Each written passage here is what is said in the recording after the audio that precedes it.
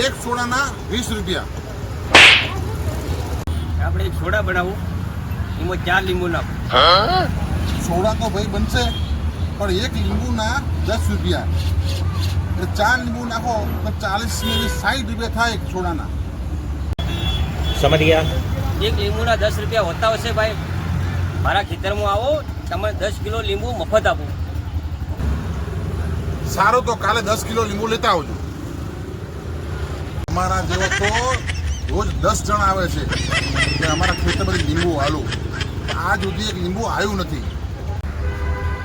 એટલે ખેતર તો હે નહીં, લીંબુ લાવું ક્યાંથી?